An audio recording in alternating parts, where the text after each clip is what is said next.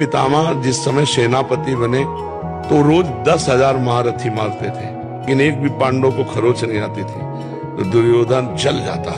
भीष्म जैसे सेनापति एक भी पांडव नहीं मारा गया, तो उनके शिविर में जाकर के रोज इस बात के लिए झगड़ा करता।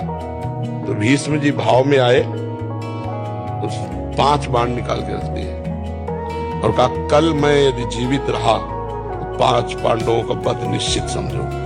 खबर फैल गई पूरे दोनों शिविरों में। इतने में द्रौपदी जी आ गई। बोले, प्रभु सुना? बोले, हाँ। कपड़े लाओ।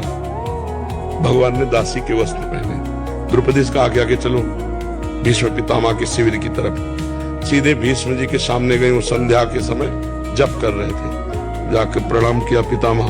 तो उनको भी यही बात समझ में आई कि दुर्योधन की पत्नी आई है, का सौभाग्यवती भव। संध्या का समय था।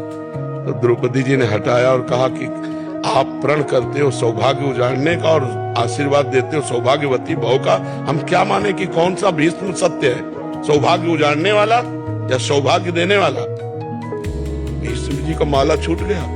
उनका वो कहा जो तुम्हें यहाँ लाया है, क्योंकि इतनी चतुराई से तेरे को यहाँ तक इस समय पहुंचाना केवल उसी का कार्य है। भीष्म जी ने जब देखा तो कहा, बेटी तेरे सौभाग्य को कौन उजाड़ सकता है? हम जैसे सैकड़ों भीष्म तो भी नहीं उजाड़ सकते, जिसका रक्षक ये गोविंद तुम्हारे लिए दासी बन के आया है तुम्हारे पर। तब भगवान से कहा, मेरा प्रण तो तुम तोड़ दिए, लेकिन तुम्हारा भी प्रण तोड़ूंगा कल। तुमने कहा युद्ध में मैं अस्त्र ग्रहण नहीं करूंगा, और कल मैं गंगा का पुत्र नहीं कहूंगा अगर तुमसे अस्त्र न ग्रहण करा। तो भगवान ने कहा, ये बात हो जाएगा। अगर जीवित रहा तो मैं बाण संधान करूंगा पांडवों के ऊपर। तो आप ये करना कि जो ही मैं युद्ध क्षेत्र में जाऊं कल, तो सामने शिखंडी को खड़ा कर देना। शिखंडी आज भी मेरी दृष्टि में अंबा है, और मैं स्त्री पर कभी बाण नहीं चलाता। इतने में अर्जुन से कह देना मुझे बाणों की सैया पे सुला दे। अब भगवान लौट करके आए तो देखा पांडव चैन से सो रहे हैं। तो पांडवों को जगाया। उनका भीष्म ने प्रतिज्ञा की है 5 पांडवों को मारने की। बोले, हाँ पता है। बोले, तुम चैन से सो क्यों रहे हो? बोले, जिसके तुम रक्षक हो तो चैन से हम सोए। आप खुद व्यवस्था करो।